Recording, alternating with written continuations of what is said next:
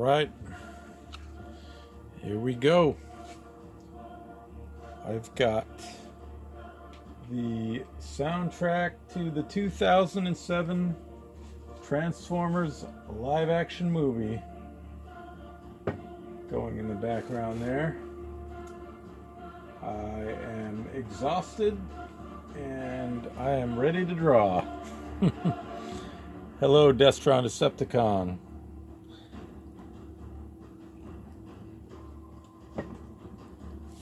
So we've got a fun one here. I have a couple of commissions left from the TFCon online events.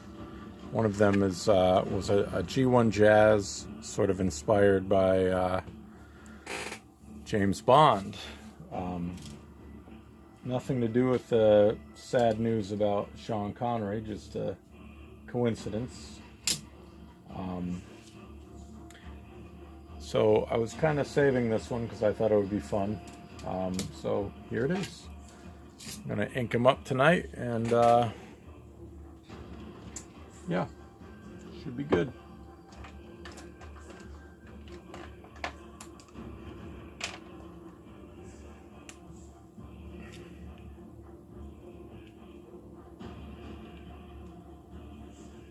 This is a pretty extensive section of music here. I've never actually listened to this soundtrack. I used to own the first live action movie. I don't remember this extended amount of this type of music there.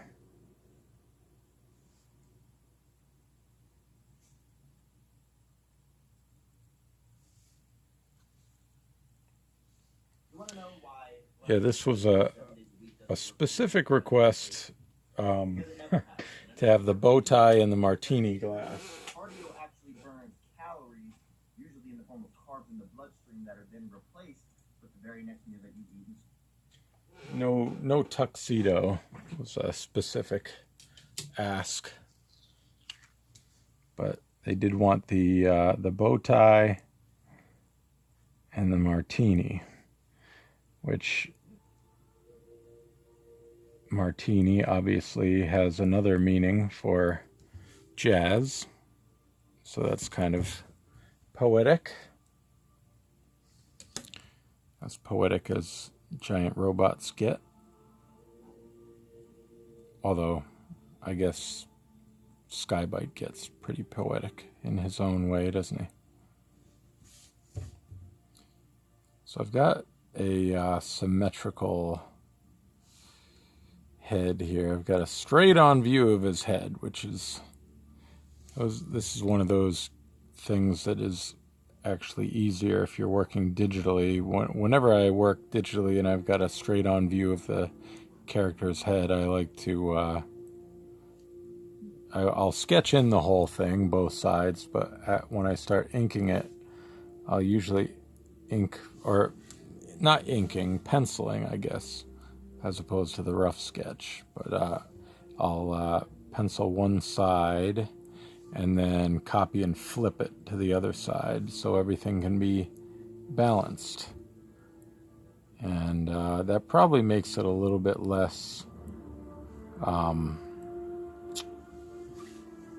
unique, I guess. Most humans don't have perfectly symmetrical faces, but I don't know. The way I always think of these robots is that, I would think of them as probably symmetrical unless there's some sort of, like, damage that would cause them not to be symmetrical. Anyway, blah, blah, blah. I'm going to try to make jazz as symmetrical as I can here.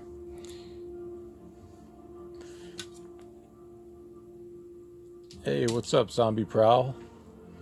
I don't know, actually. I mean, traditional Bond would be shaken, not stirred. Is that right?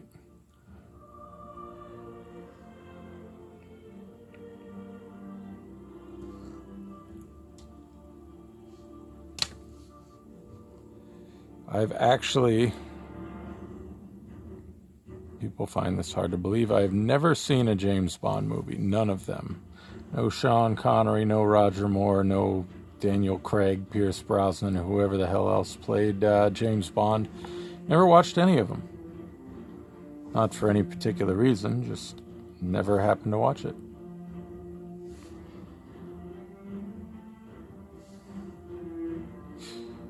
I'd like to watch some of them someday. I think the Daniel Craig ones look pretty fun and exciting, but I don't...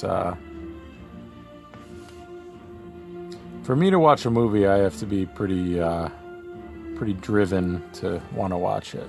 So I don't usually watch a movie on a whim, which my wife probably wishes I would more. Sometimes she likes to just watch a movie for the sake of sitting down and watching a movie. But that's not really my style.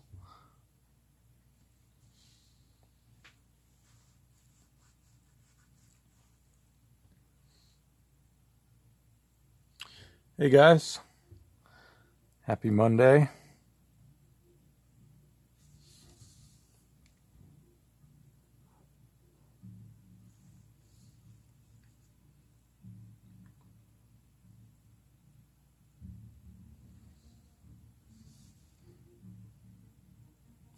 The old parental influence.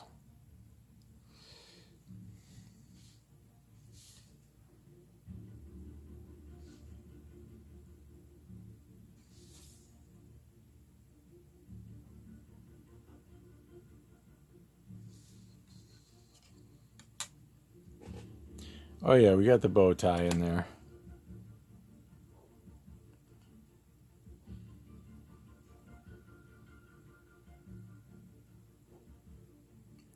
I can't think of another instance with a transformer and a bow tie. I'm sure it's happened on commissions in the past, but it'll be a first for me.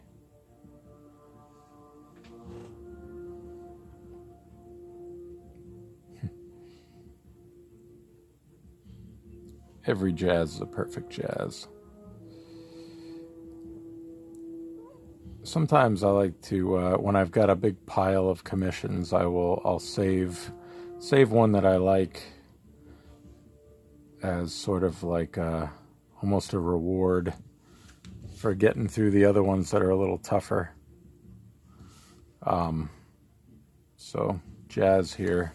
Anytime I get a jazz commission, the same could be said for like Optimus, mostly because, you know, I can draw Optimus, so, you know, from memory. Anyway, feels good to draw jazz right about now. I am super exhausted. I had a lot going on today. I had a busy weekend with Halloween with the kids, yard work, a lot of wet, heavy leaves. I don't know how many of you here follow my Twitter, but I live near a lot of trees. There are a lot of trees on my property, so this time of year I get a lot of leaves in my yard. So anyway, hauling those into the woods was exhausting. So I am like pretty cooked right about now. But drawing jazz here is a bit of a treat. So I have two commissions left from TFCon. This is one of them. I kind of saved him. I thought it would be a fun one to stream. I was going to stream him over the weekend, but the weekend didn't work out quite how I planned it. So he didn't make the cut on the weekend streams. But I saved him for tonight because I thought it would be fun.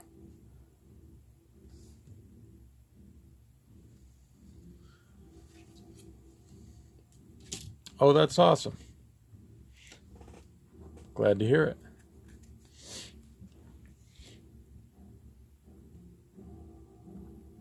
GoldenEye, I know that was back in the day was it N64? It was an old game where GoldenEye was very, very popular. A very popular game based on that particular Bond movie.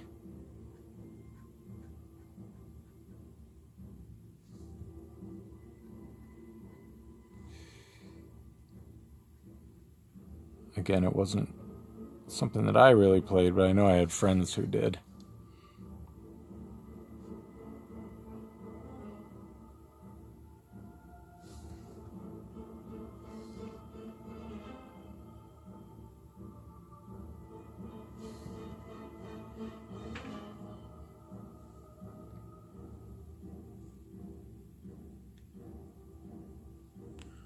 Hey, Dark Wizard.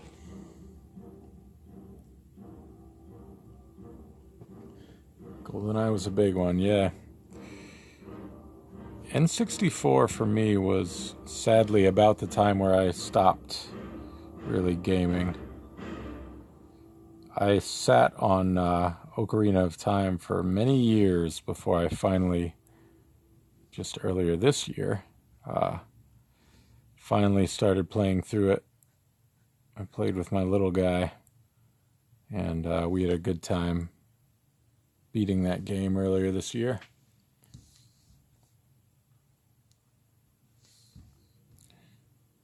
I also have one of the, whatever the N64 version of Mario Kart is called. Probably Mario Kart 64. But that's a good one.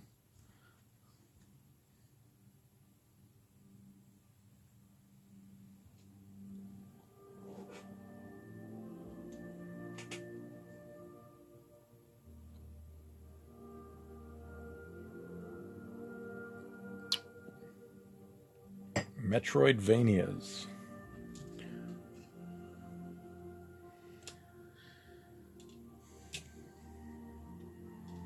You know what's sad is I look forward to like retirement age as like the time where I'll be able to actually sit down and play some of these games.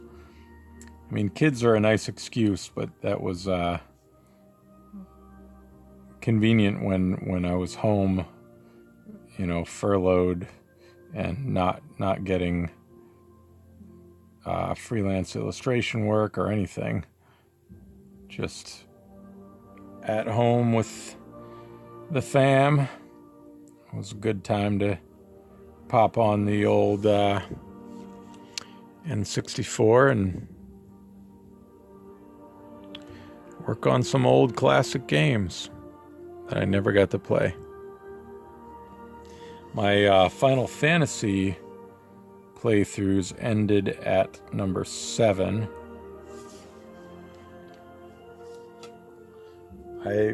I've played through every Final Fantasy game, including the ROMs for the original Japanese 2, Final Fantasy 2 and 3, not the US versions of 2 and 3, which were actually, I want to say 4 and 6, although I've played those too. But I played the actual, a translated ROM of the 2nd and 3rd Final Fantasy NES games.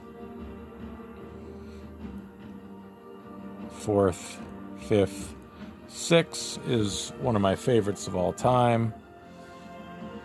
I initially played that one as 3, as a lot of people my age that played Final Fantasy did. And 7, of course, on PS1.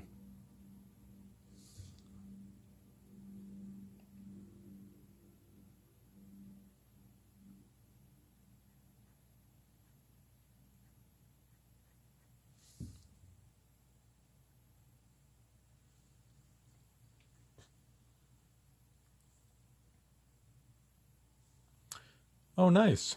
Coloring that Dinobots image. That's a big one.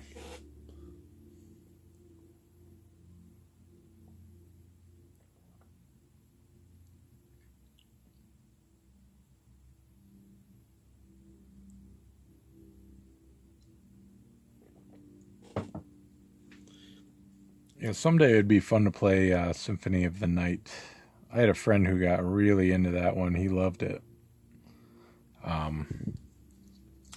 So, that might make the video game bucket list. I've still got to go through Metroid Prime. I started playing it, I'm sure I've talked about this on the stream before. Started playing it with my little guy. And, him being a little guy, he doesn't really have the patience to, really explore everything and try to find all the secrets and, useful items. He's just like, go to the next thing, let's go to the next thing. So we got to a point in the game where it just got super hard, where I think we probably should have found more energy tanks and things like that, but we just kind of rambled through it, and now we're a little stuck.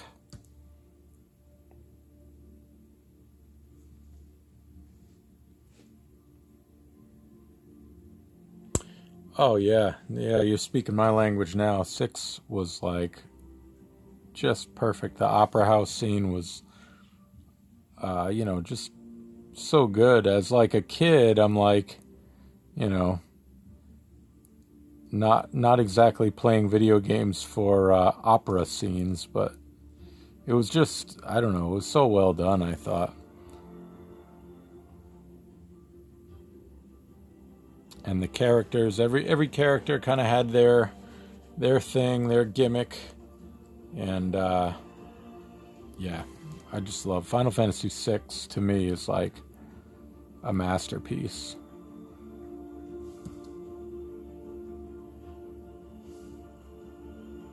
If I were ranking my favorite video games, I would put Final Fantasy VI would probably be the top one. Metroid, Super Metroid, I should say, wouldn't be far behind. That's actually a contender for number one. I feel like that game is, to me, about as close to video game perfection as you can get.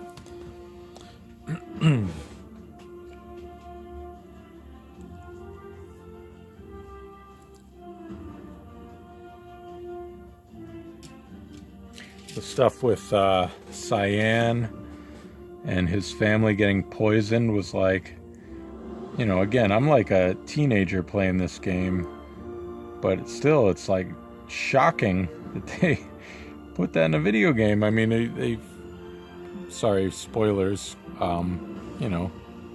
his kid is a poisoned child in the game. It's absolutely tragic. But, your heart just goes out to the character.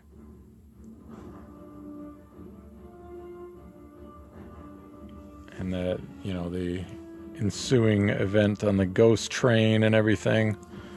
Oh, I just love it. All the music, every character has their own theme music. And then you have Locke and Celes. I'm using their given names, even though I always renamed them. Anyway, their theme musics, their themes, I should say, kind of blended with one another. I mean, Nobu Uematsu. I'm sure I'm butchering the pronunciation of that. That guy's just a master composer, video game composer, however you would say that. But I thought 6 was just so good in every way.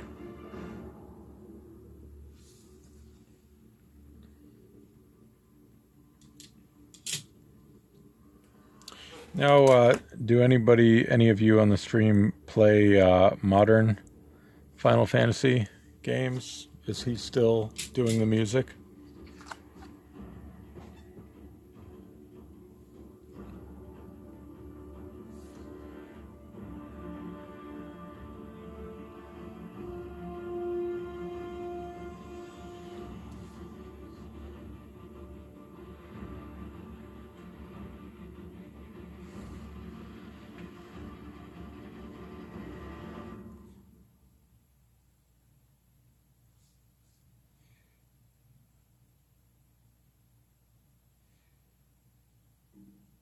I would say to properly experience a Final Fantasy game, you need some serious time. Like I've followed walkthroughs on some of the games, and that's fine for what it is, but to me, like really experiencing the game is when you're wandering through and trying to figure it all out on your own. Like, once again, as well established, I am old, so when I was playing these games, there's no internet. I can't just if you get frustrated, can't find something, can't figure something out, you can't just look it up, which is, that's what I wound up doing playing Ocarina of Time with my son. I had to be like, dang it, how do you find this stupid thing? And we would have to look up a few things, but, back then it's like, oh, you can't find this, you can't figure this out. Well, then you can't do it until you figure it out, or unless they covered it in Nintendo Power or something. But yeah, for me, really experiencing a Final Fantasy game is going through it, figuring out all the secrets, leveling up your characters. It's just, I don't know. That's how I would prefer to play.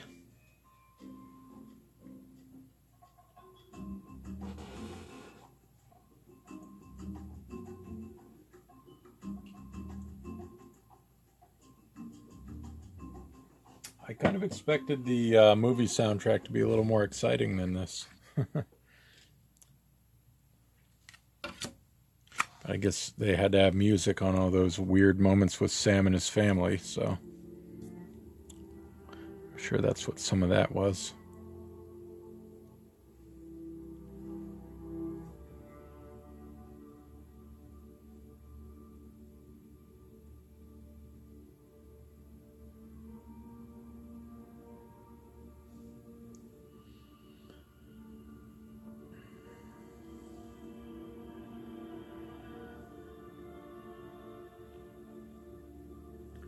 Final Fantasy kind of lost me when they started going, what do you call it? MMO, is it? Where, just multiplayer deal. I mean, as I established, I wouldn't really have time to play it anyway, but I guess I'm a bit of a loner with my gaming. I don't really want to play with other people. I want to figure it out on my own. And I know that's not exactly how it works, but you're not playing with a team of people or anything, but still, I'd just as soon not do that and do my own thing on my own time, my own way.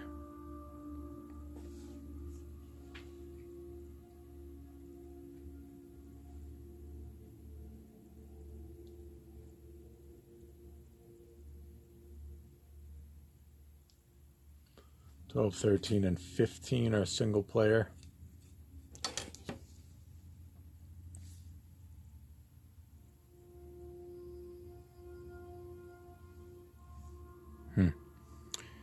Yeah, see, those are on my my video game bucket list.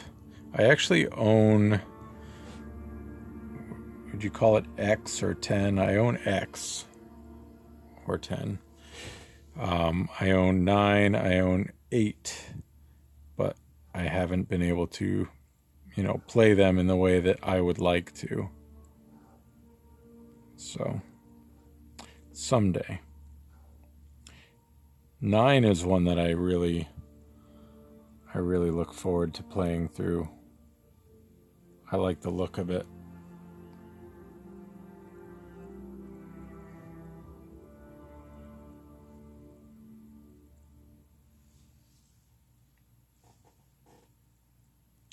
Plus you've got a little black mage guy.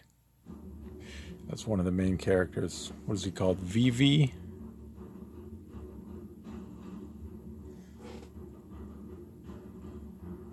Here we go. See, this is the kind of music I was expecting.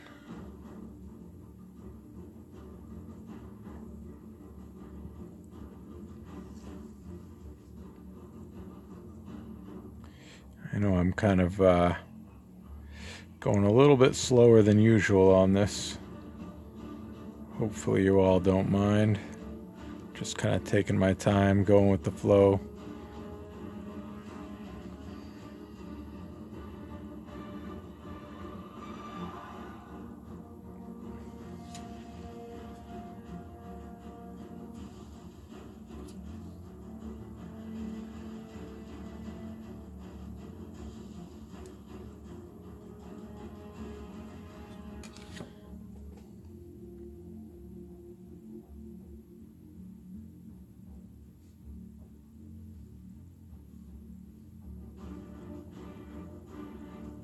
You see, this track is bringing me back now, back when I had high hopes for the live action movies.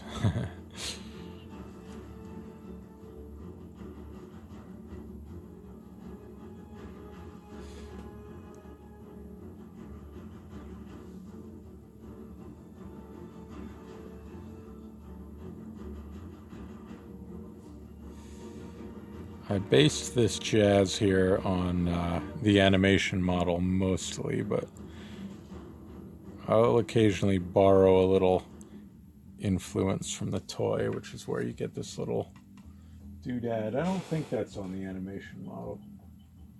Let's see. Maybe it is. I got him pulled up here. No, it is not.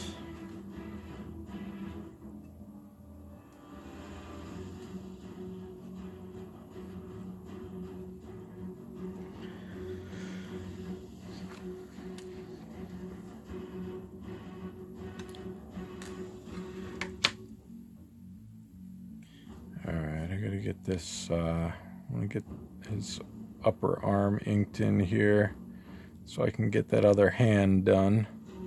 As many of you probably remember, I prefer to do heads and hands first whenever possible.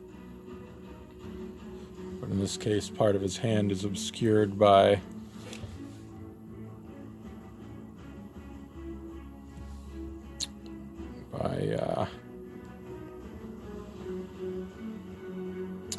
his other arm.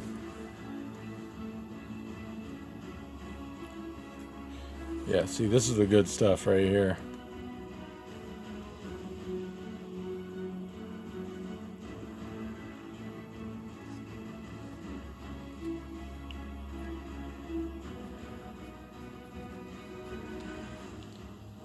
Ha! Thank you, Screws. Hands are tough with, trying to work a big metal hand around a martini glass, but it works to the eye, so I think I pulled it off.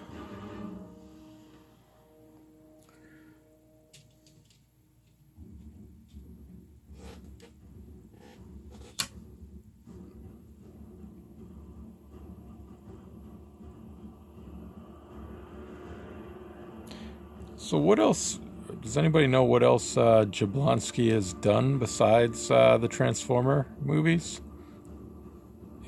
I'm not a big movie buff, so I'm not aware if he's done other well-known scores, but yeah, I would agree with that assessment that the Transformer scores are excellent.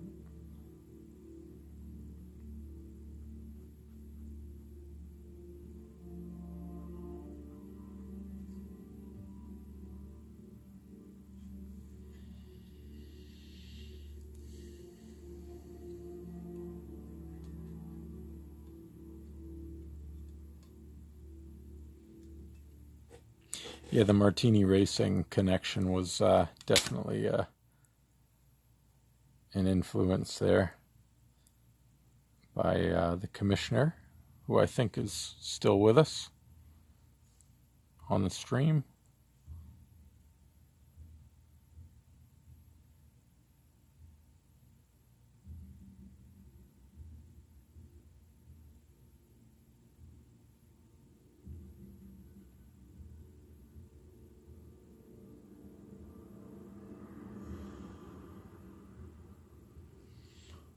So it sounds like this is his highest profile gig, at least, even though he's had other gigs.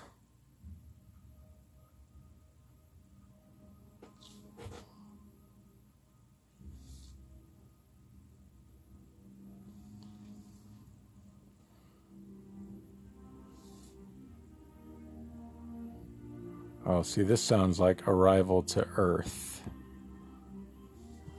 Right? That was a good scene.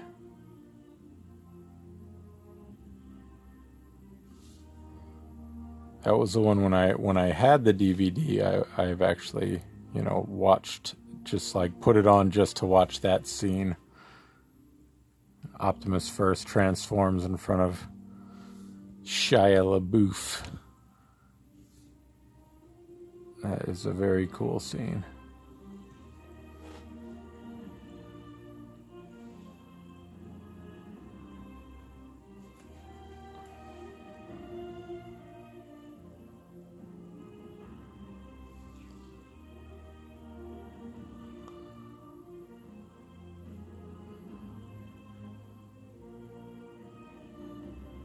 Yeah, I would agree with that. Zombie Prowl.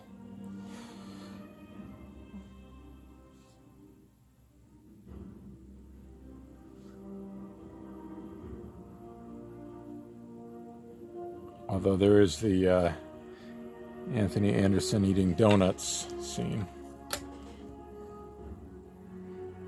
I'm kidding about that one. Nothing against Anthony Anderson.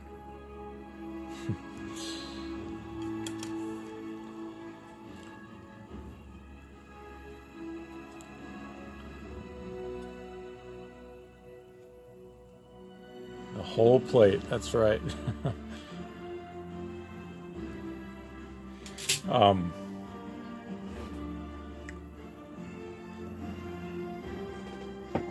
When this movie came out, they had BotCon in Providence, Rhode Island.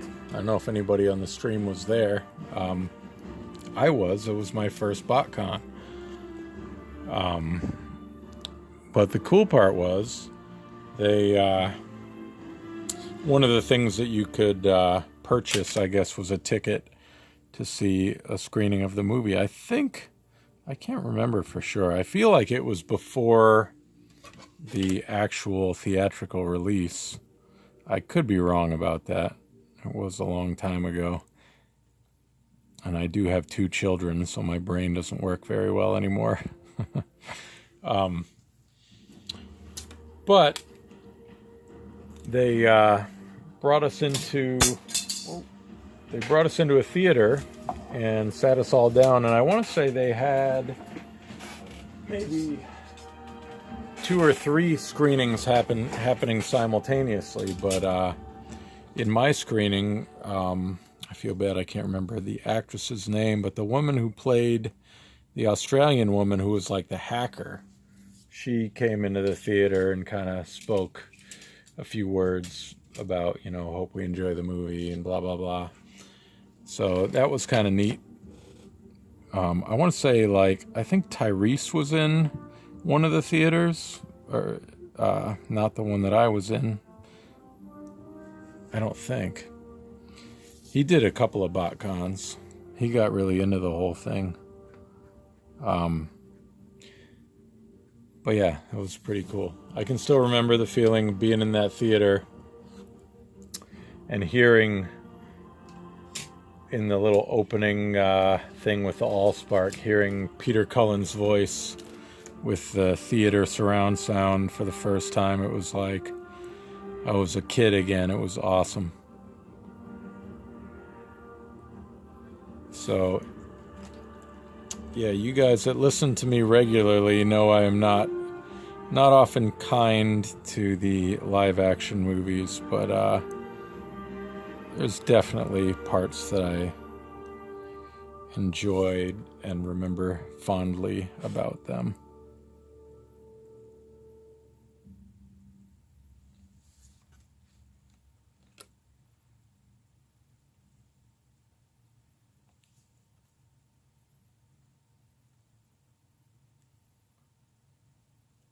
Oh, that's cute. You're gonna watch Bayformers for your birthday. Wow, a lot of birthday experiences. On a less, I don't know. It wasn't necessarily a choice that I would have made. By the time the fourth movie came out, I think, was it the one? How many was Wahlberg in? He was in the fourth and the fifth, right? I think it was the fourth movie. I was not planning to watch it. I was pretty much done with these movies. So anyway, it had been out for a while, and for my birthday, my wife bought tickets for me and her and my daughter, who was probably like, I don't know what year that was. I'm going to guess she was like maybe 8 or 9 at the time. All of us to go see that movie together. And I was like, oh, cool. And it was the one that had the freaking Romeo and Juliet law explanation. I'm sitting there in the theater with my wife and daughter. I'm like, just embarrassed. Like, what is this? Anyway, that was my birthday related live action movie experience.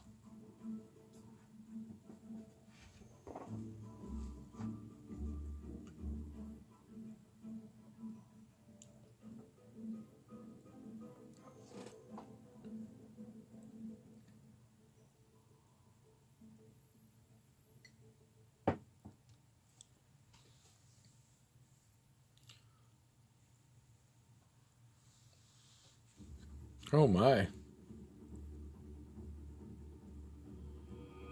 Wow. I'm sorry to hear that.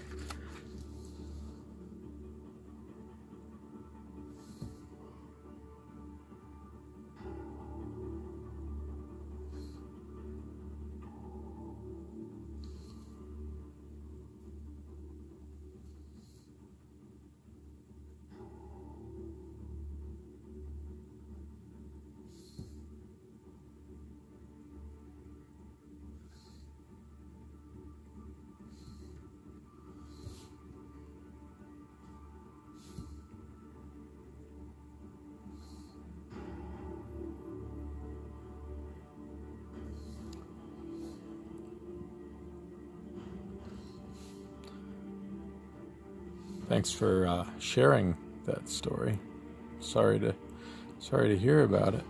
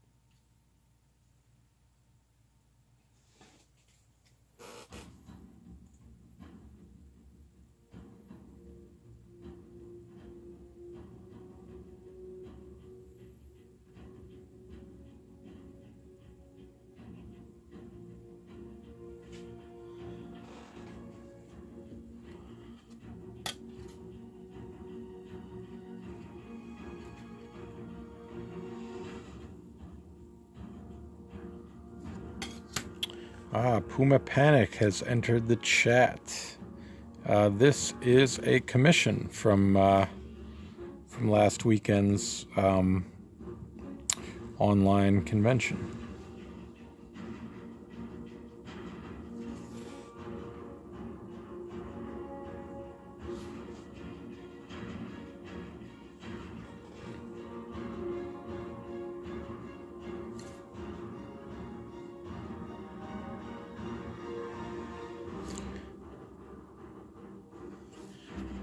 Jazz got a bit of a bicep working there, showing off the guns.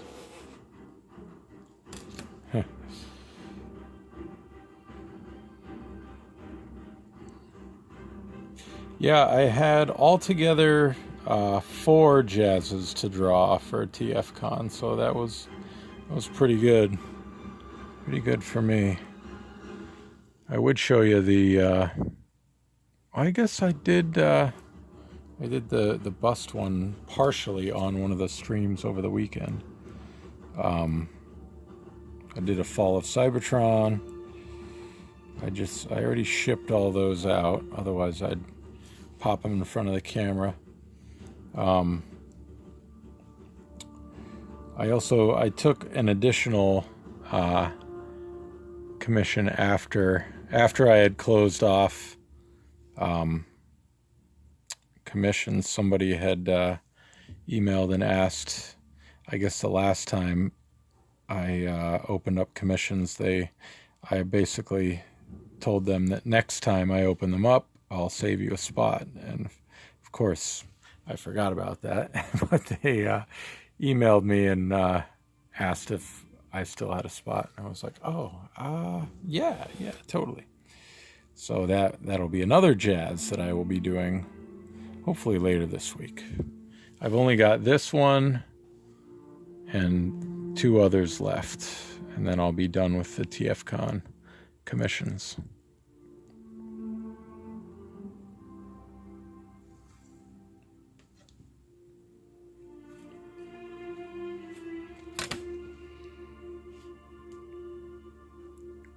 Puma Panic and we are missing Rhode Island Comic Con this year. We would normally, I think last year on this exact date, we were in Providence, Rhode Island for Rhode Island Comic Con. That's our convention that we do together every year, pretty much every year. Sad to be missing that. Hopefully we can get back to somewhat normal times soon enough.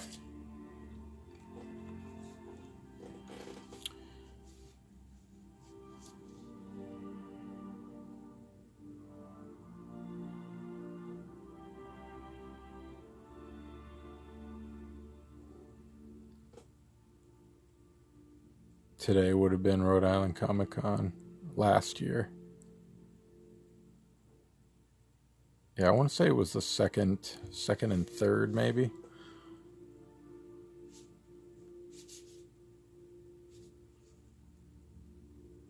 I always hear the guy out over the PA system, Rosie, right, saying, making his announcements, and then ending it with, right here at Rhode Island Comic Con. That was a poor impression, but that's the vibe.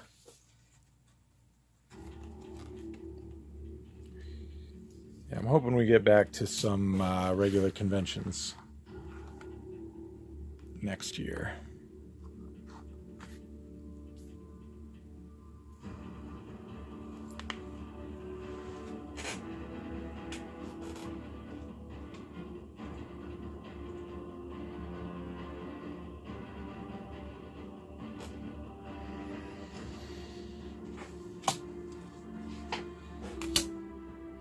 TFCon Toronto. I got to get back there one of these days.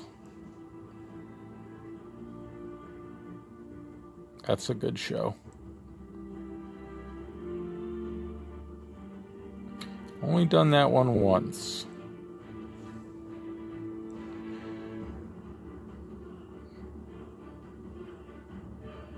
That would be a good one to bring the whole family to.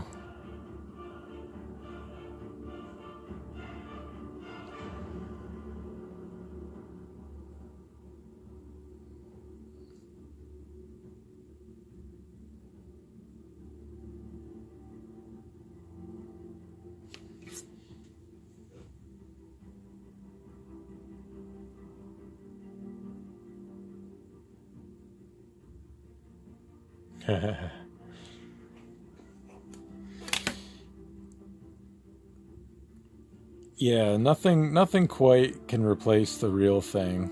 Like, the online events are cool. I watched some of the TF Nation stuff from this year, and it was fun to participate in parts of the TFCon online event. Actually, I guess I was pretty much just doing my own thing, but, you know, just being a part of it was cool. I got the feeling that a lot of people enjoyed it. But yeah, there's nothing like the real thing.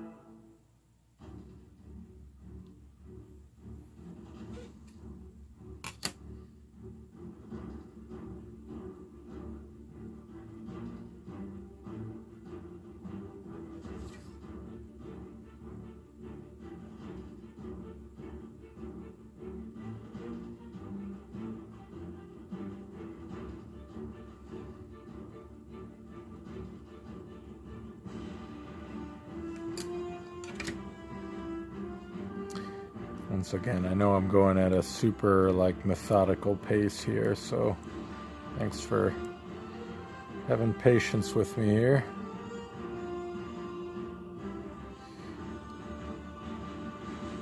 I'm super exhausted. I think the change in the weather really has a lot to do with it also. I don't know about where you all live, but it has just gotten incredibly cold where I live the last few days. So it's cold, wet, rainy. We've had some snow.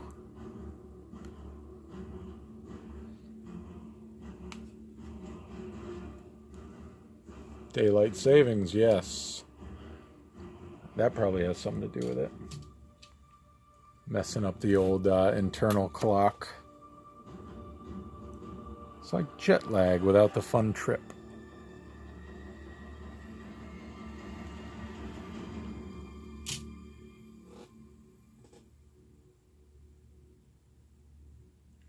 Yeah, 32. High of 32, yeah. Hey, Clock Fox.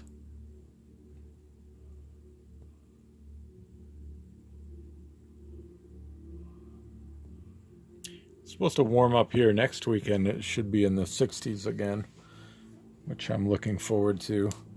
I actually cut short some of my yard work yesterday after looking at the weather forecast, and I was like, why am I out here freezing my butt off doing this? I can just let my yard sort of deteriorate for another week and then jump in next weekend and clean it up.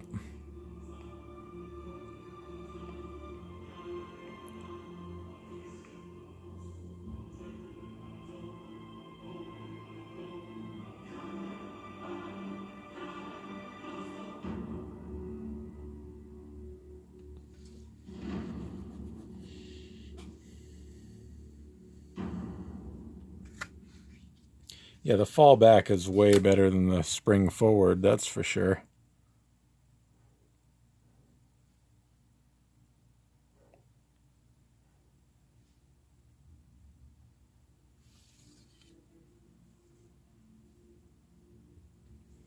Ha, that's right.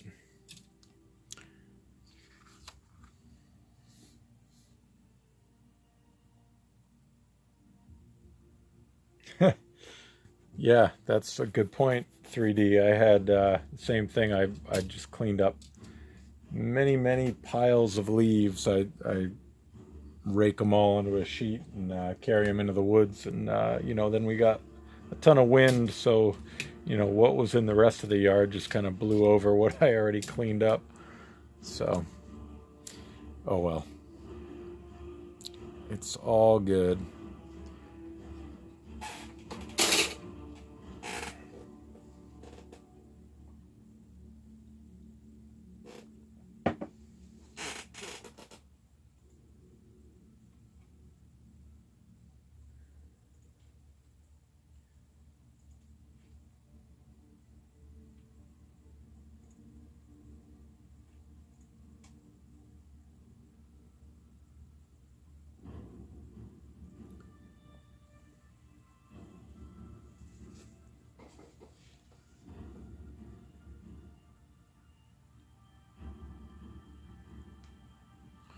Yeah, of course, we can do a collab.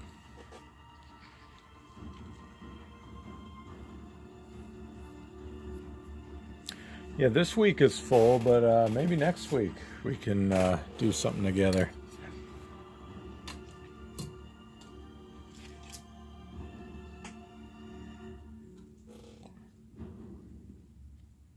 I don't know if I can draw any owl house, but I could try.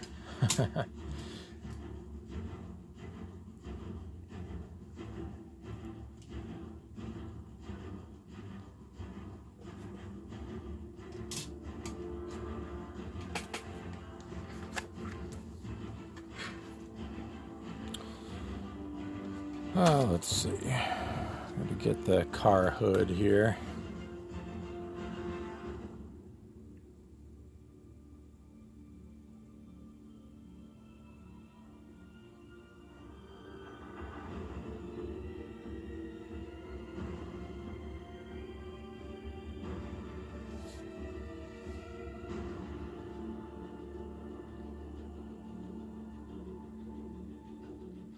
Yeah, we'll have to figure out what we want to do together.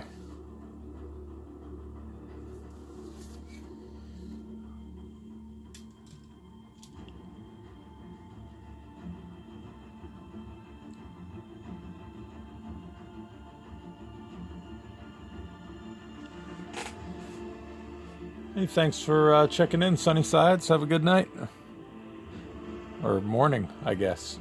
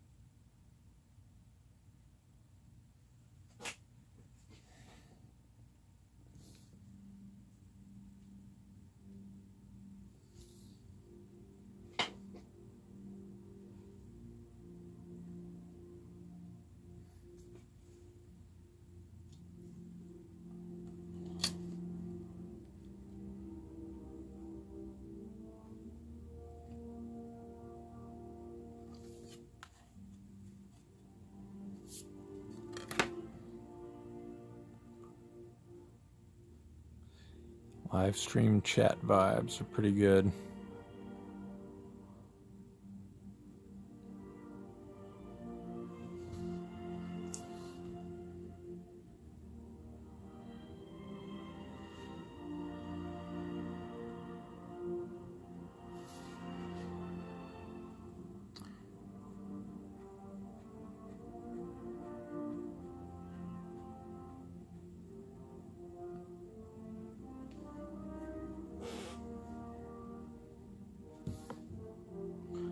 Not gonna lie, listening to the soundtrack actually kind of makes me want to watch that movie again.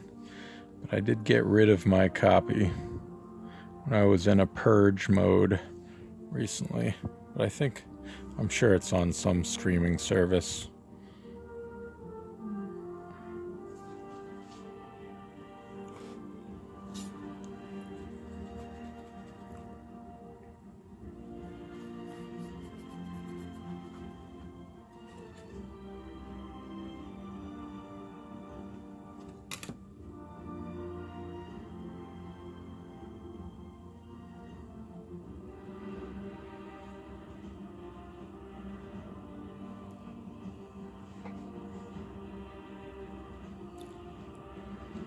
I'm not sure I would be interested in watching any of the sequels, but I think I could watch the original again.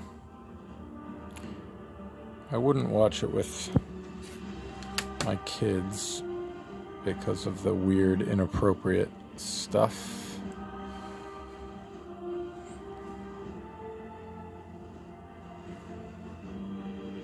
Or at least my little guy. Rosie's old enough to handle it. She'd just probably roll her eyes.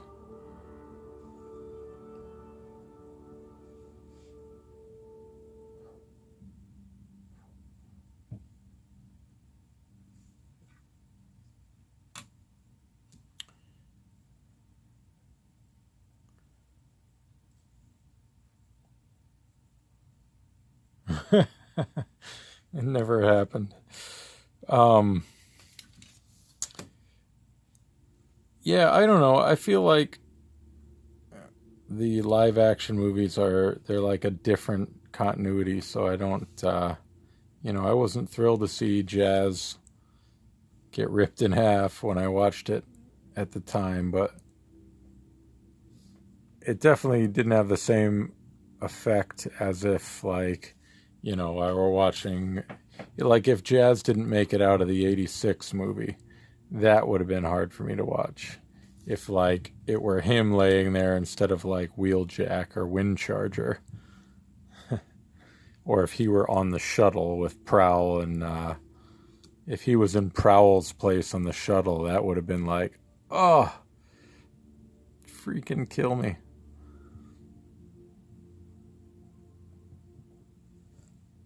But when he bit it in the live action movie, it was just kind of like, oh, wow, that's too bad.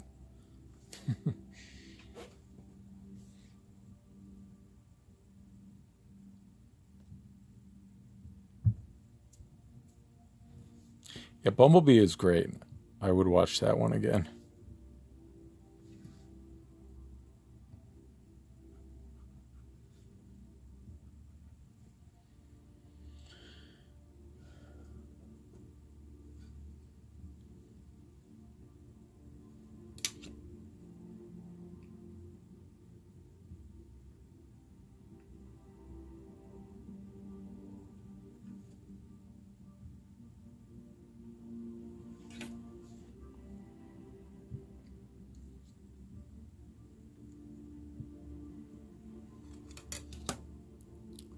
Yeah, hopefully they'll get back to something, with a similar vibe at some point. I know at one point they were going like sequel-ish, and then that kind of got shelved or whatever. Or maybe they decided to go in another direction or something like that. But I would like to see more along the lines of the Bumblebee movie, especially the Cybertron scene. I think everybody can agree that was like practically the best part of the movie, with the Soundwave and Shockwave voices. That was like a highlight for me.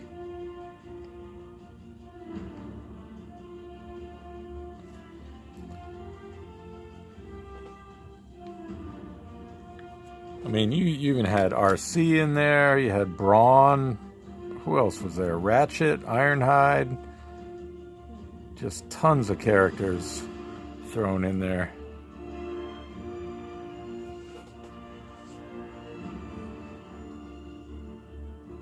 I mean, I could watch a whole movie of that.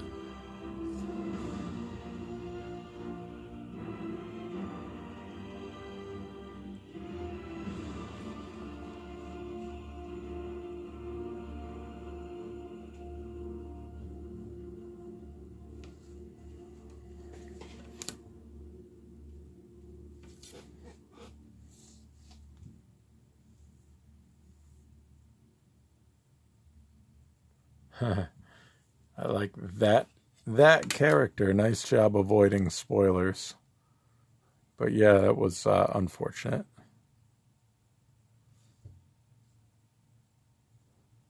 I was actually a bit surprised by it too. I didn't see it coming.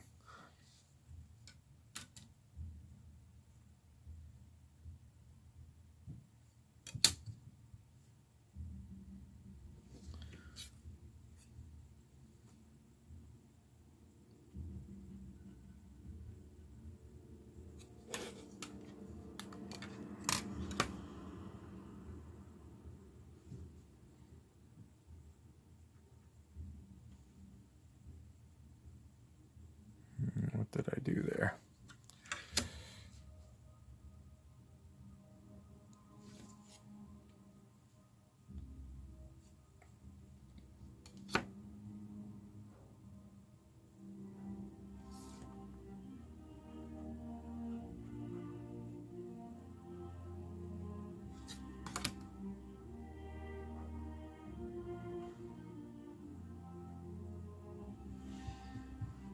Let's see, are we repeating now? This sounds like the arrival to Earth again. Although maybe it's just another track that has that particular sound. It happens a lot with soundtracks. It just kind of repeat the same theme throughout other tracks.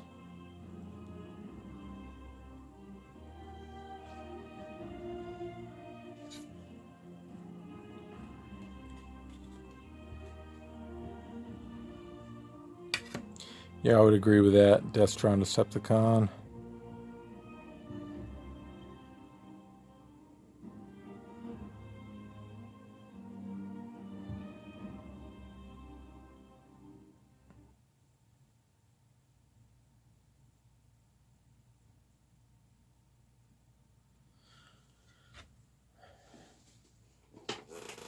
What happened?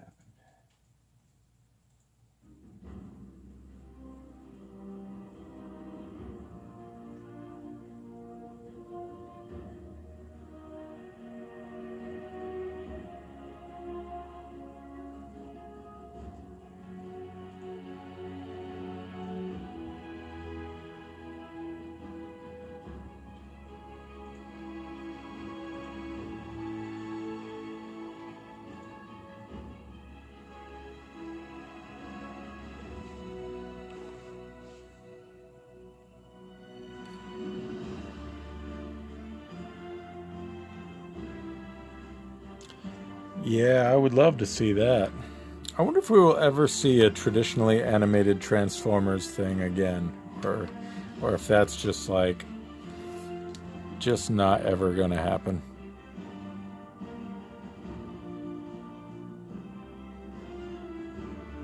It would be awesome. I think the fandom would really appreciate it, but I think executives involved want to hook like mainstream audiences and not just cater to the hardcore fans.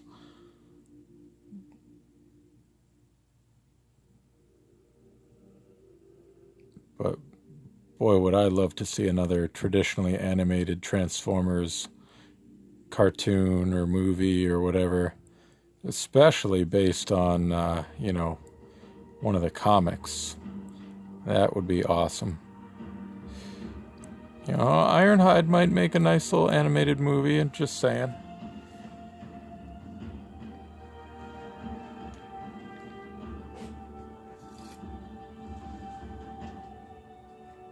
I mean, I think everybody would love the episodic, however you say that word, like a Lost Light, More Than Meets the Eye cartoon. I've heard plenty of people talk about wanting that. That would be very cool.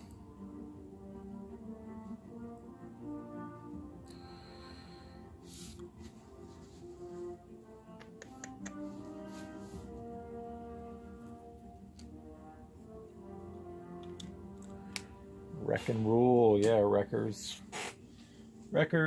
Lost Light, Ironhide,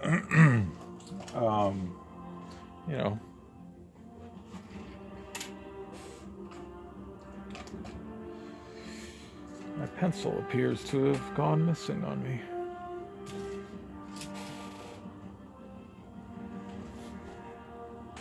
Where'd you go?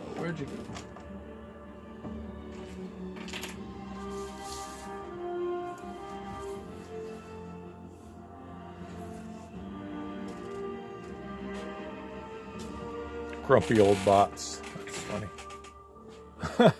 Who just said they would punch themselves? Manga collector. I would punch myself if they did a More Than Meets the Eye or Lost Light series. I mean, it's kind of like begging for it. It's a little bit different than anything that the mainstream audience has ever been exposed to for Transformers. But I think it would be a good thing.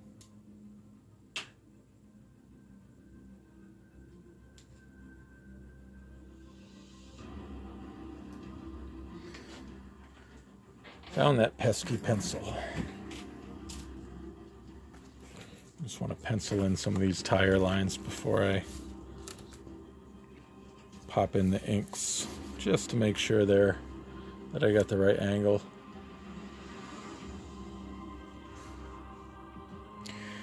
I mean, honestly, something like, well, I'm interrupting myself. I don't know if it would work, but something like Voltron, where it was like partially computer animated and partially traditionally animated, might work. But I guess when it's all robots, then it would basically just be computer animated. So that might kind of defeat the purpose.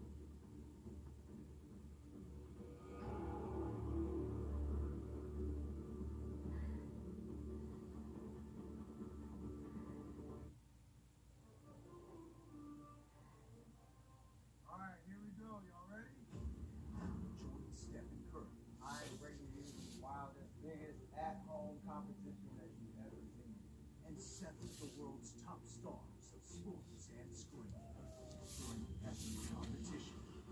It's all in support of the UN Foundation's COVID-19 Solidarity Response Fund. Yeah, thanks, but no thanks.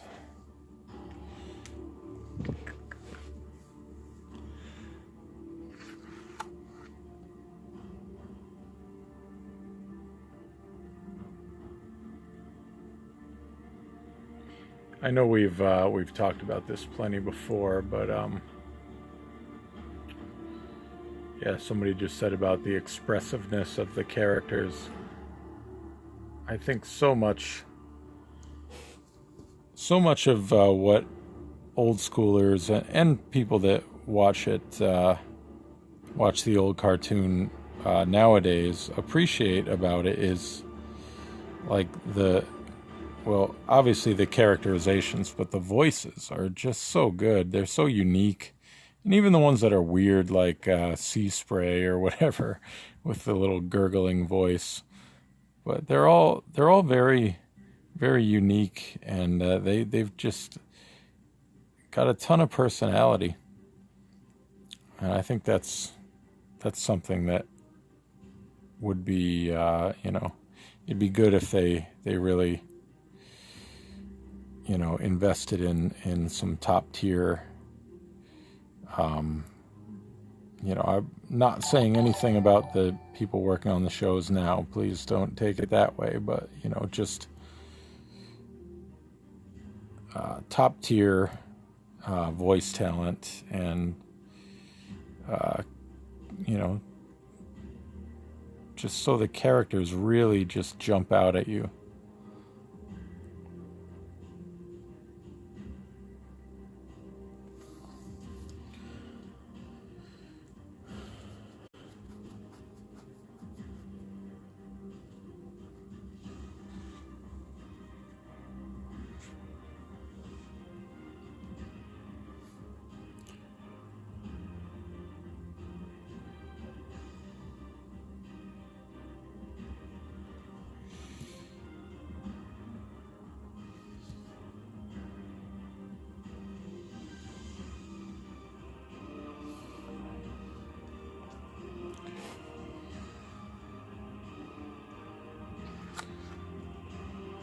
Let's do a little time check here. We've been going for a little over an hour and 12 minutes. It's not too bad. Yeah, Warpath. Yeah, there's a good example. Blam! Kind of ridiculous, but also kind of fun.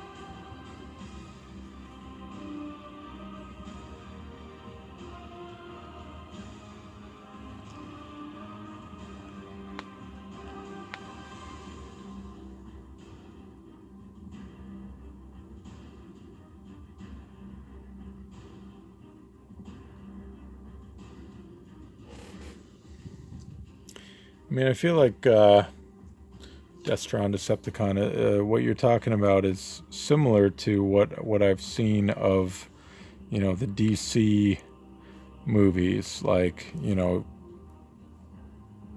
they're just not, they're just serious and grim all the time. And, there needs to be some fun involved, in my opinion.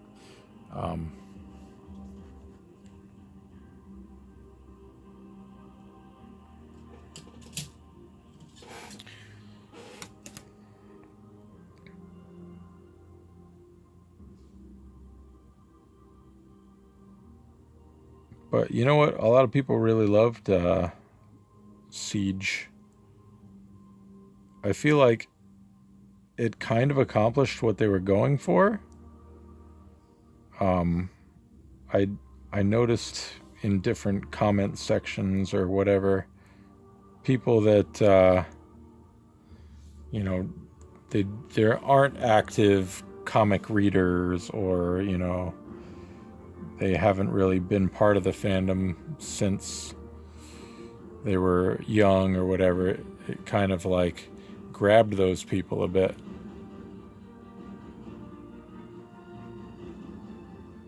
I think that's what they were going for. I think they knew that the current fans were going to watch regardless.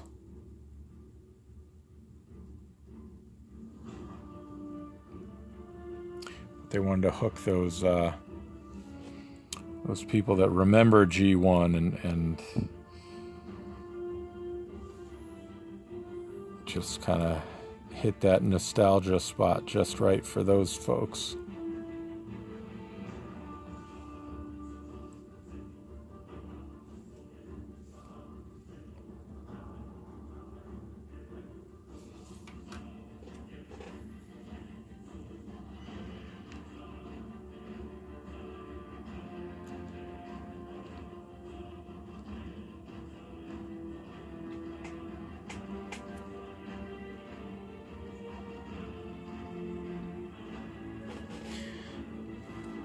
Yeah, I should make it clear too. I enjoyed Siege for the most part. I didn't think it was perfect, but there was a lot that I did like about it.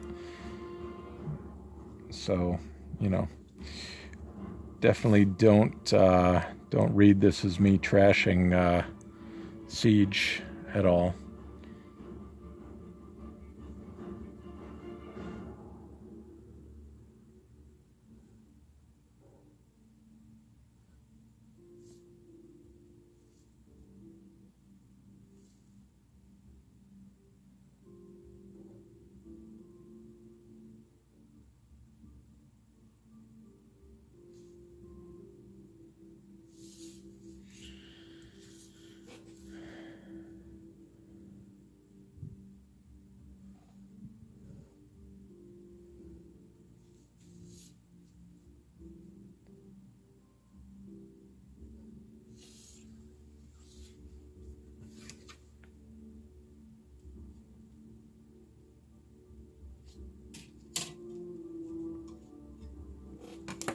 I thought on the voices, Starscream was good. I enjoyed it. I think it's Frank. I don't know if I'm saying it right. Todaro, something like that. Todaro. I know it was very, very Chris Latta inspired, but I really enjoyed his work on the show.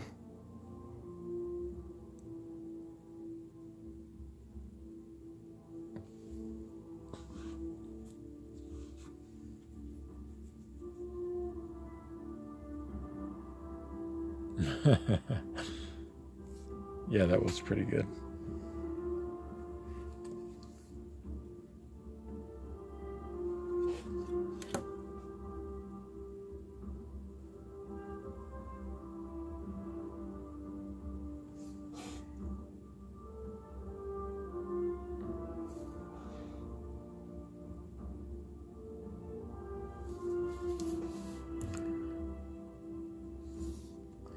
So I'm including these little like shoulder wheel well things that exist on the G1 toy. Like I mentioned earlier, sometimes I like to add details from the toy, even though the base of this was the animation model. It just felt like it needed a little something.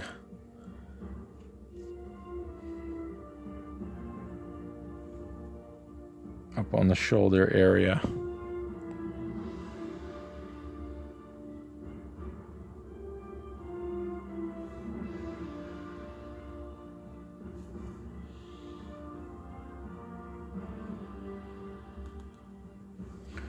I did appreciate that Chromia had a role in the show also. Big fan of Chromia.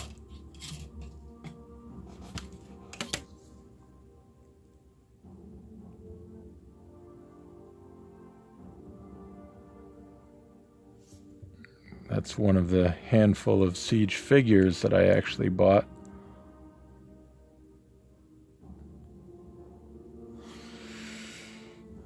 Let me peek behind myself for a second. I have Springer, Chromia, Ironhide, Soundwave, Megatron. I think that's it.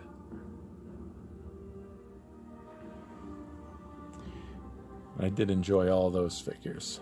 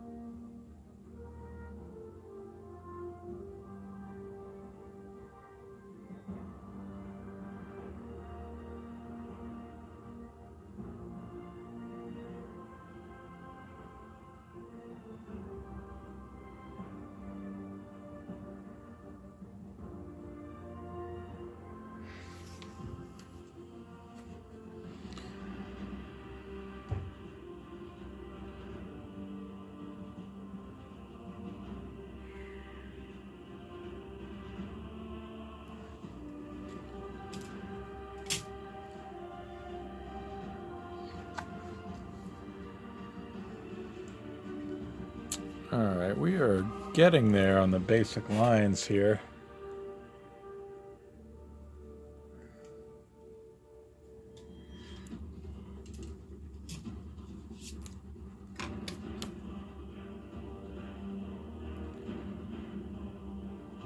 After I finish up those, I'll get rid of this smudging pencil here and start adding the shadow and, you know, dark spots and line weights and all that. We'll see if we can finish this up before the 2-hour mark. If not, we'll be pretty darn close and I'll finish it up tomorrow. After a fresh 4 hours of sleep or so. Actually, it'll be closer to 6.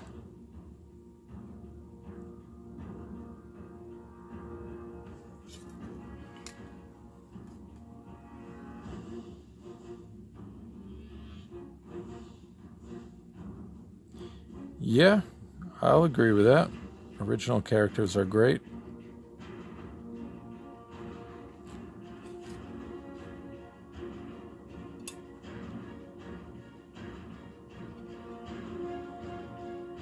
Ha, nice.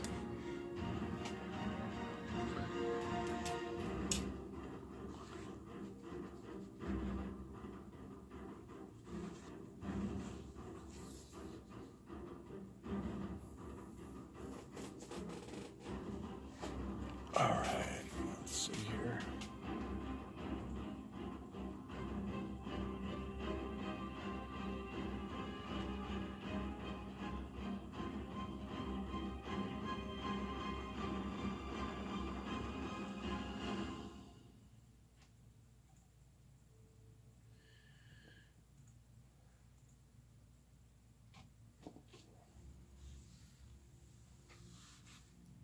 All right, so I've got this kind of Bond-ish, like, kind of swirl pattern. Having not ever seen a Bond movie, I don't really understand the significance of it. I'm assuming it's just like, a design from one of the movie posters, but I thought it was pretty cool, so I just kind of threw it in here. There's a little background element. Basically like just a circle pattern with these sort of angled lines coming off of it.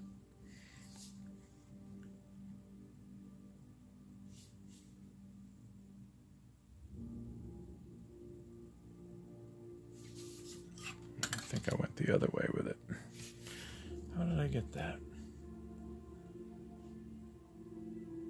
Ah, both of those make sense. Shutter on a lens, a barrel of a gun.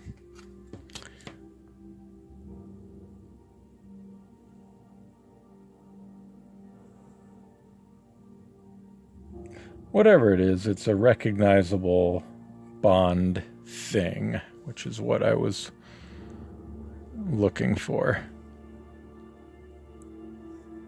And it'll be a nice play of light and dark areas in the background behind old Meister here. I should be using a thicker pen for this too, to make it easier when I fill in the dark spaces, but whatever. When was the last time I decided to make it easy on myself?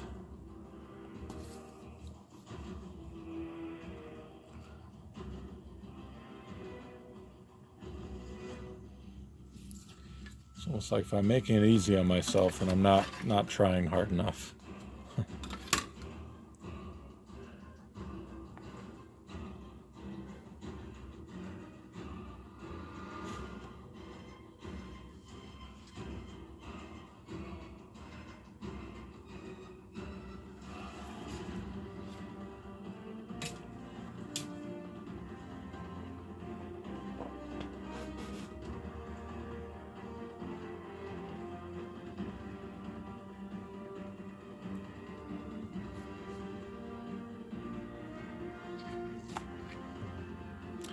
All right, now let's see.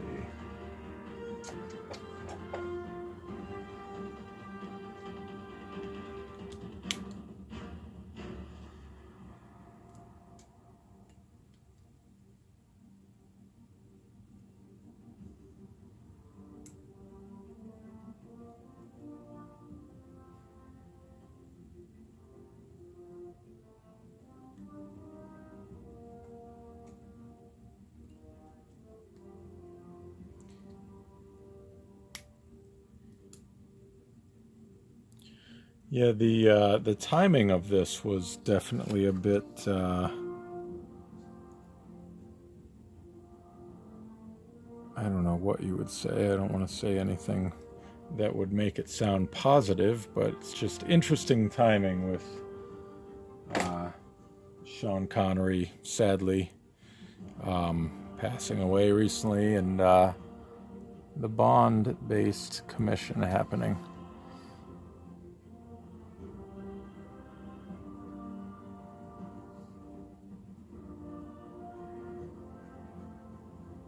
So we can call it a tribute, even if that wasn't the original intent.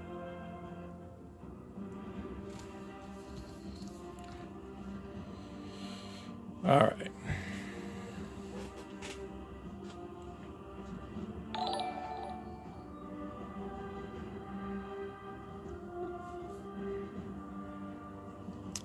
Well, that would make sense. So I think most of the images I saw of this little swirly pattern were of that kind of, you know, inside the circle in the center of this would be a silhouette of Bond with a gun. Oh, neat spam. That's great.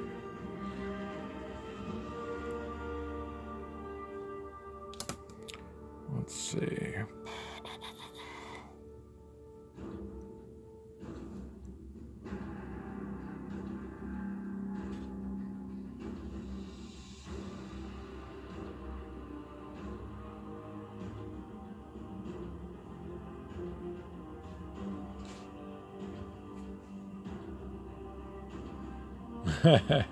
Yeah, bit of an unintentional coincidence there.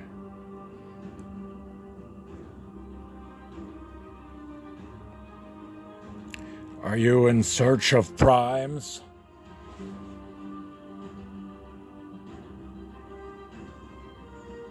Haha.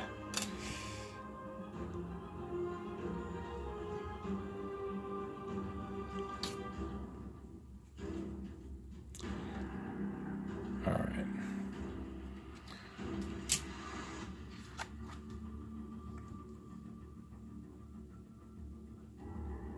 I'm just going to kind of mark where I had some shadow in here.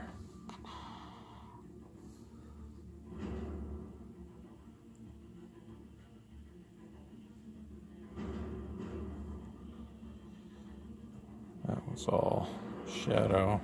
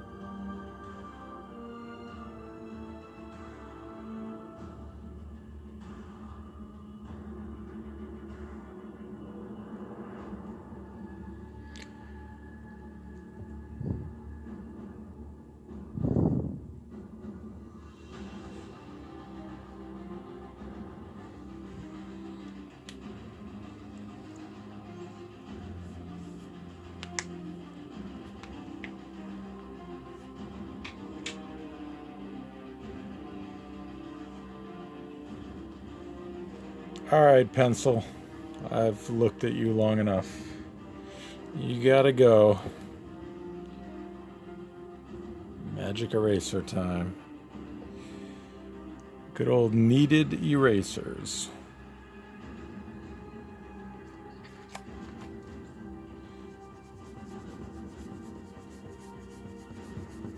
This is the most exciting part of the stream.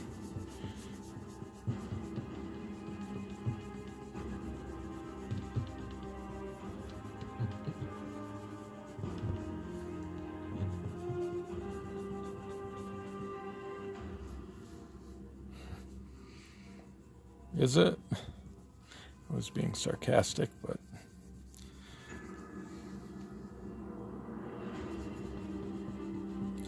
hey, whatever works.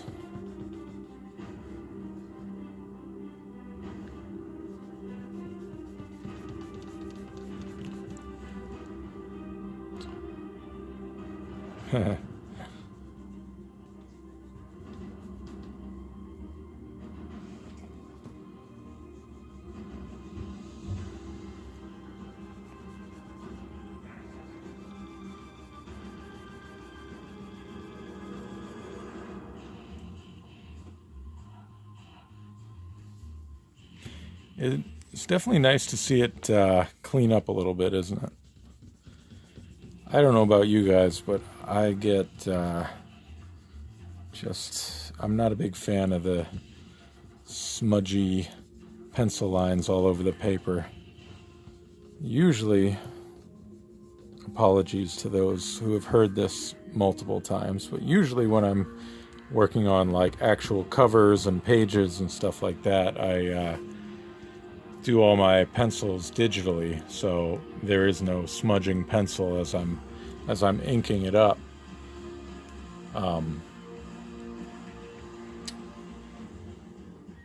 So that's nice. I don't know why, I'm just not a big fan of the smudgy pencil lines underneath the inks. It's always nice to get rid of those.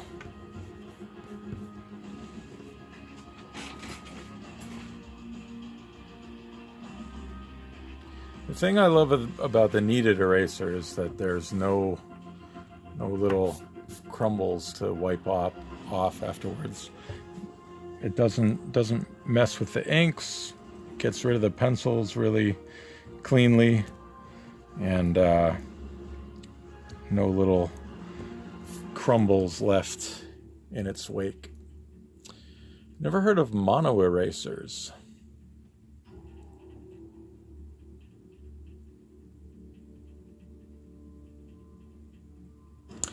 Dragon of Despair. I know what you mean. Sometimes when you have like something a little sketchier, for me personally at least, like a sketchier image, like if you're doing like a quick head sketch or something, having the pencil lines underneath actually looks cool, I think, but not with something that's, for me at least, excuse me, something that's supposed to resemble like a finished piece of artwork.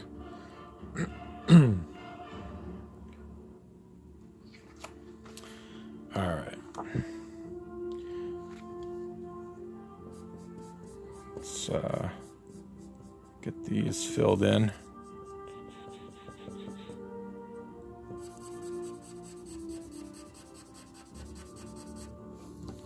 Here's the marker ASMR portion of the stream.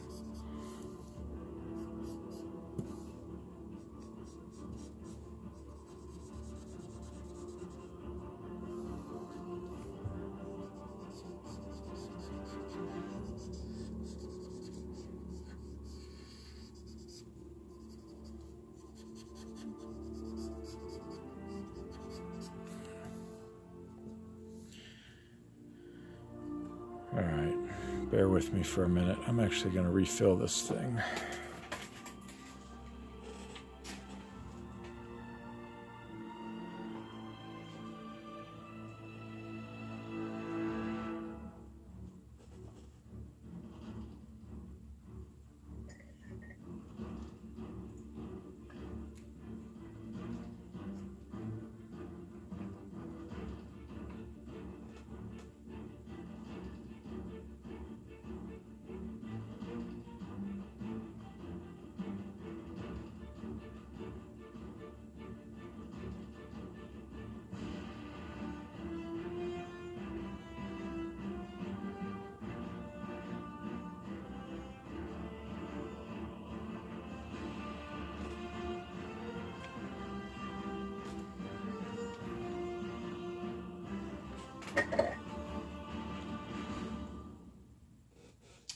Here's a question, those of you who use Copic markers. How many drops do you put in when you refill them? I want to say the recommendation is something small, like 20 drops or something, which is not typically, in my opinion, even close to enough. Anybody here use Copics? If so, how many drops do you like to throw in there when you refill?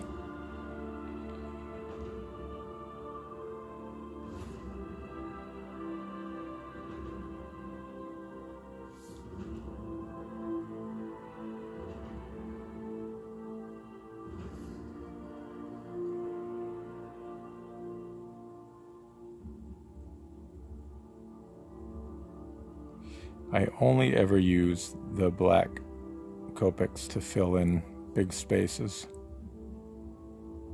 which as we discussed on the last stream, I really should just be laying down India ink with the brush, but I'm kind of too lazy to clean that. Some of the times when I've wanted to on stream, I've like forgotten to bring down a little cup of water to put the brush in.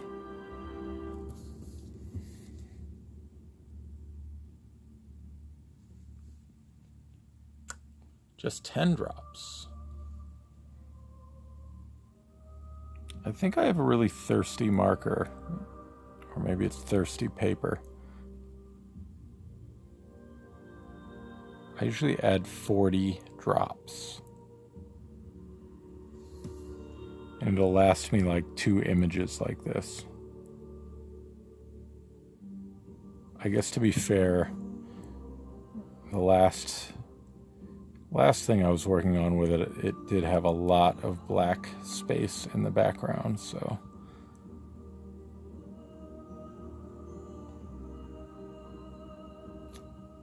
only fair that I mention that.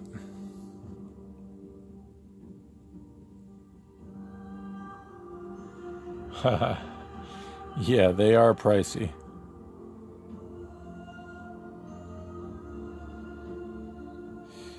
I'm guessing Puma Panic is no longer on the stream with us, but she uses a lot of Copics, and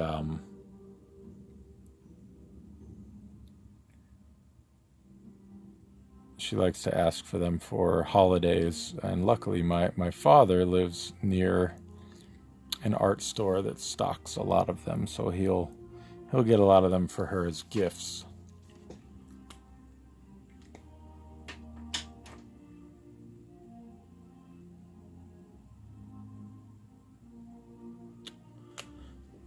You know, honestly, I don't know. I use a Strathmore 300 Bristol paper.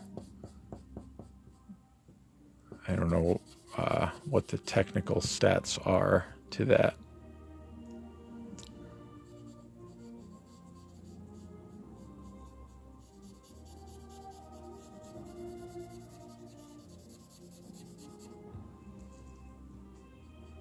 Or maybe 300 is that technical number.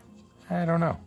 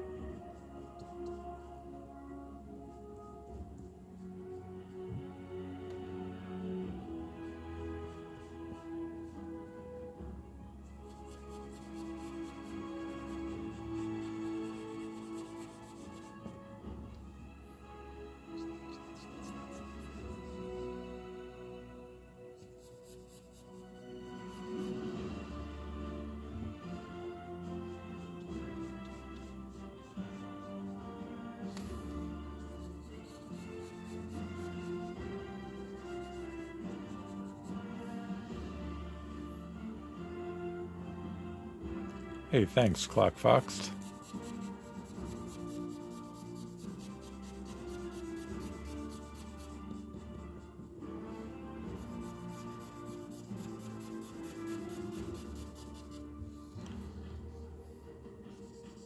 Sometimes when I'm doing this, I think about Eric Larson. I'm guessing most of you are familiar with who that is, but he has a, I don't know if it's like an intern or what, but there's a person that basically just fills in all the black spaces for him. He'll do the drawing, and that person, I don't know if he still uses someone to do that, but back in the 90s when I would read Savage Dragon or whatever, he actually talked about the person who would just fill in black spaces on his art to save him time. which is pretty smart if you have somebody kicking around who's willing to do that.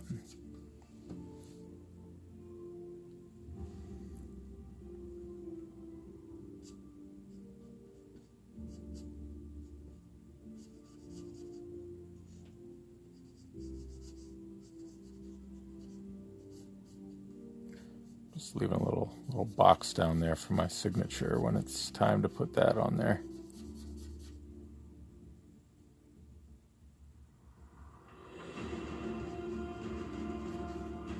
Yeah, you wouldn't want them to screw that up. I would feel like that, feel like nervous about handing over my pages for somebody else to do that with.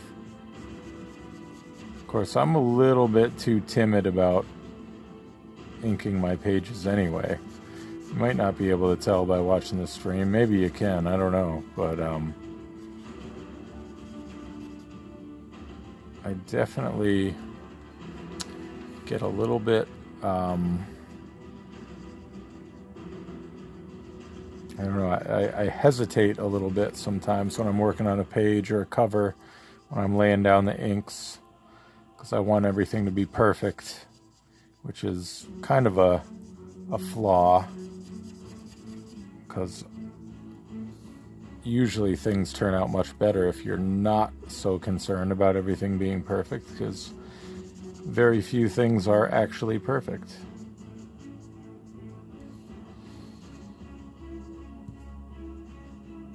But anyway.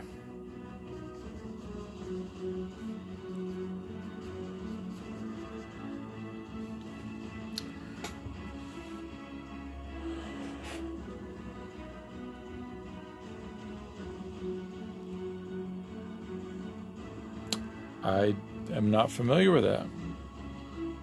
Sounds like something that would be interesting to try, though.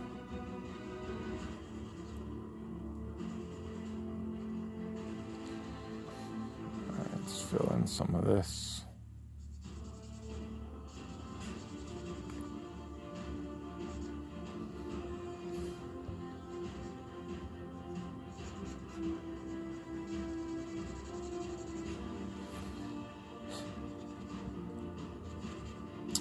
Old jazz is coming together here.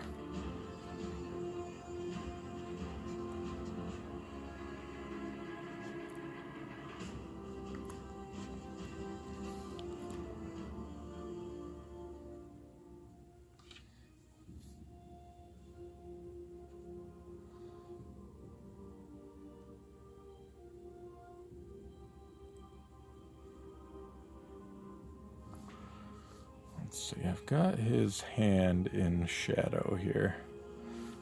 It's like the light coming from above is casting a shadow over his hand, but I feel like I want to leave like a little edge of it open. It's like this finger will still be, I'm going to darken in that part where it's bent. These guys, I'll throw those in shadow. These are in shadow.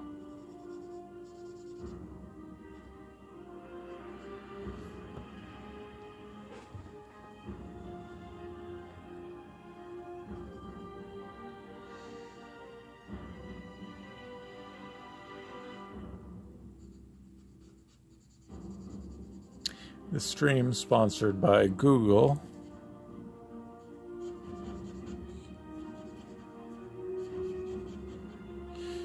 Waiting for some of that endorsement money. Pay up, Google. You can afford it.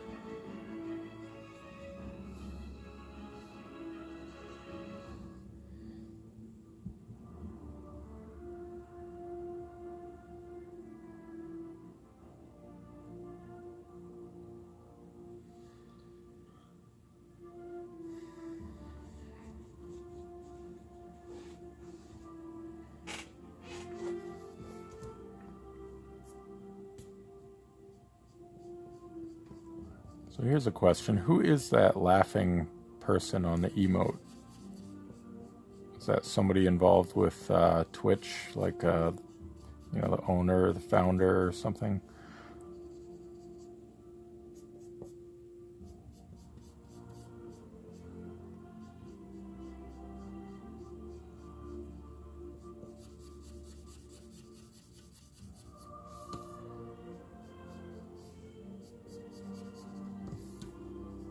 Sometimes I go over these spaces twice when it looks a little thin, which it does here. Just darkens up the black spots.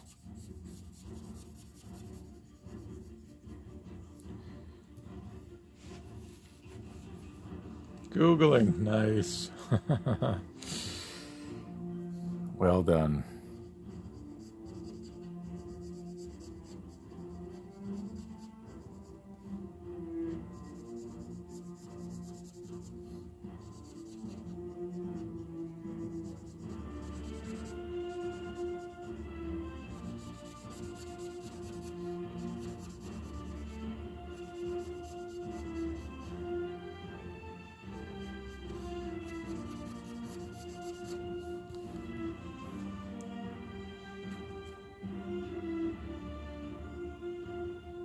Total Biscuit.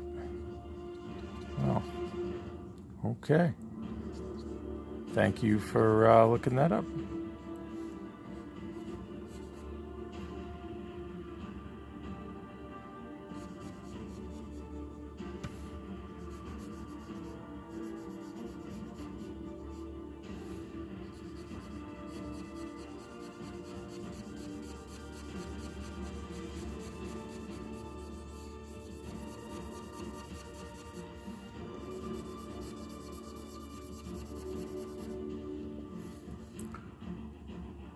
Oh, wow.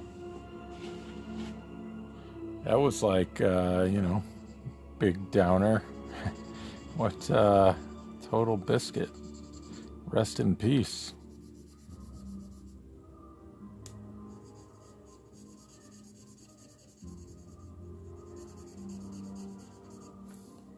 I think I'm going to have to come back at this toothpick with a white pen after.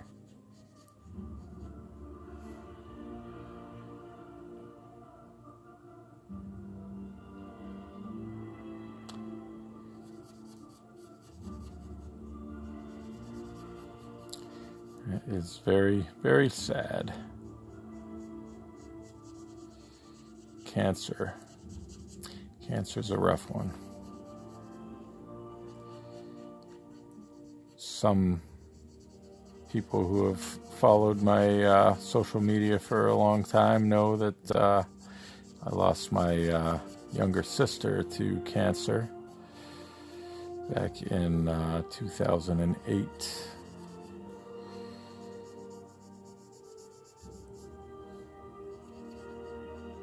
She's a very talented musician, writer, artist. So yeah, cancer, that's a tough one.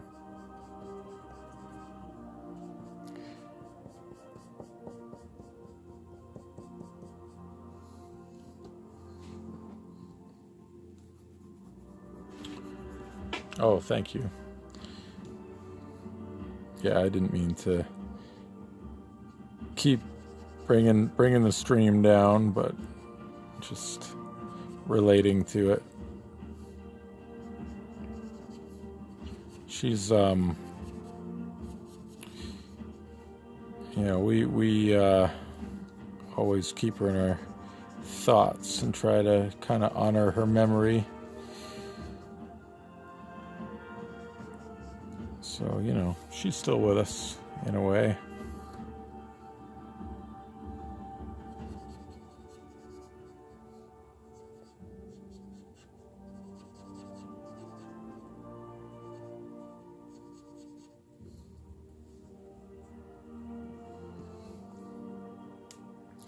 Right before she died, she actually won a contest, a writing contest for Glamour magazine, and it kind of chronicles her battle with cancer, and it's pretty excellent. It's an interesting read. You'll laugh, if you knew her, you obviously feel emotional reading it, but if you sponsor alert, if you Google Andrea Collar glamour essay contest or something like that. Some combination of those words. You'll be able to find it and check it out. It's definitely worth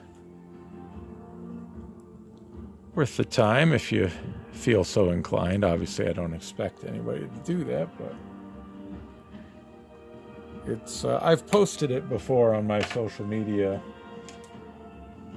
and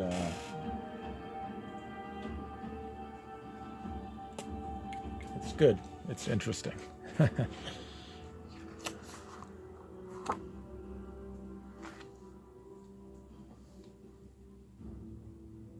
She's got a great sense of humor.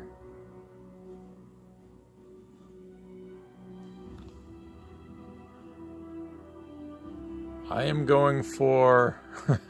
What are you waiting for me? I'm going for another 6 minutes, technically. I try to keep the stream to 2 hours.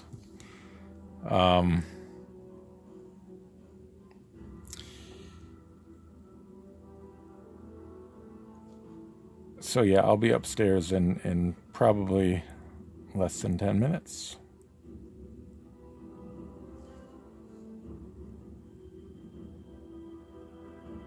Everything okay up there?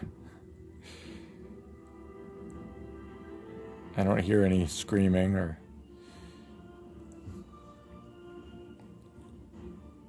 anything negative.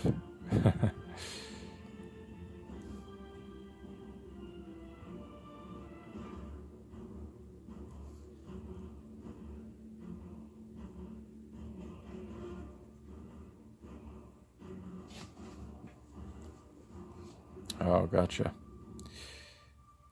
Yeah, I try to do 8 to 10.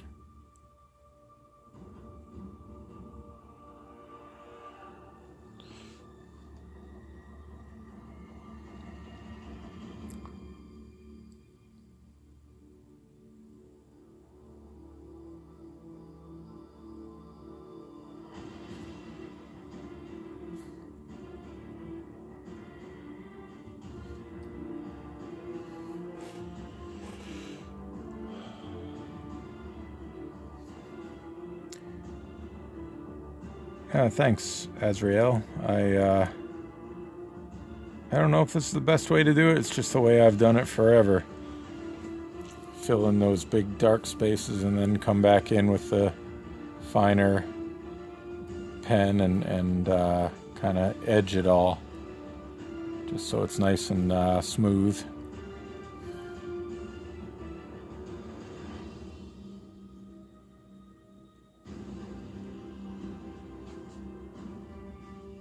Satisfying, that's a good word. I tend to hear that a lot.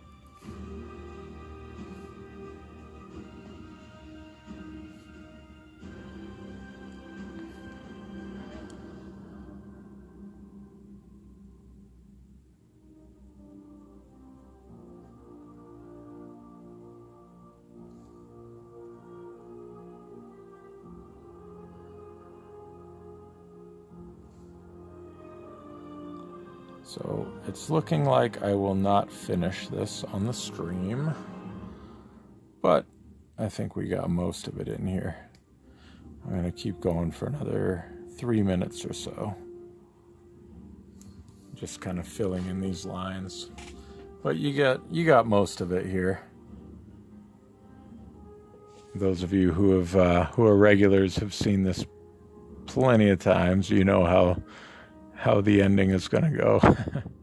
You've seen this movie before.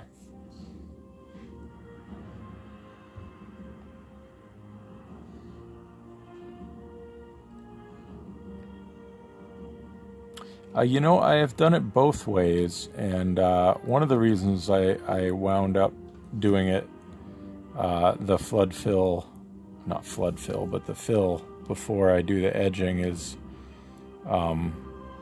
like if I do the edging first, I always take it out to a certain degree, but if I do the fill first, then like these areas where it gets really close to the edge, I feel like I'm saving a little bit of time by not having to take the line all the way out to there or something.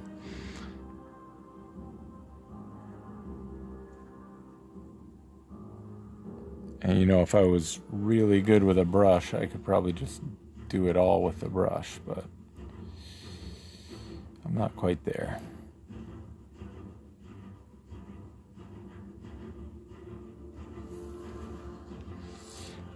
But in the end, you wind up with some nice sharp lines, and that's the end result is what really matters.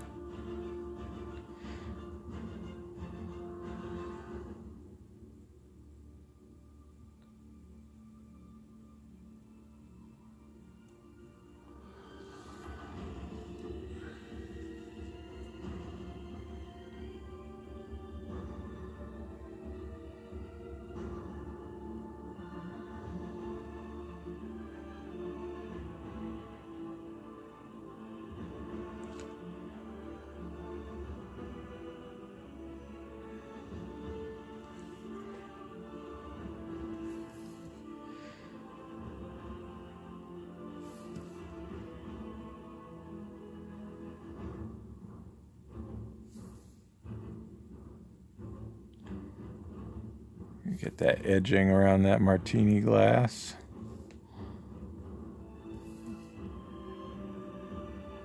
I think that's probably about where I'll stop for now. And this is about like the third time we've heard this track here.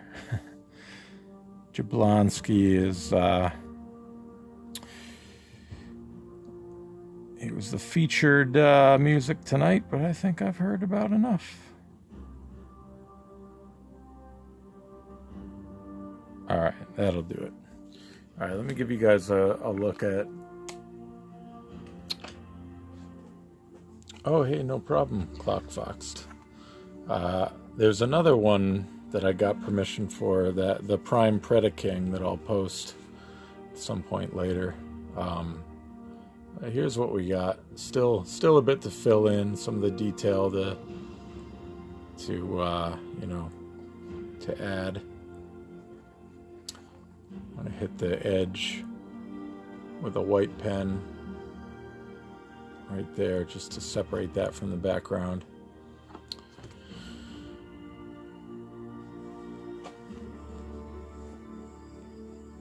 Thank you. Thanks for the kind words, everybody. I appreciate that. Thanks for hanging out tonight. Another Monday stream. We'll come back again next week, barring any technical issues. And do something else fun.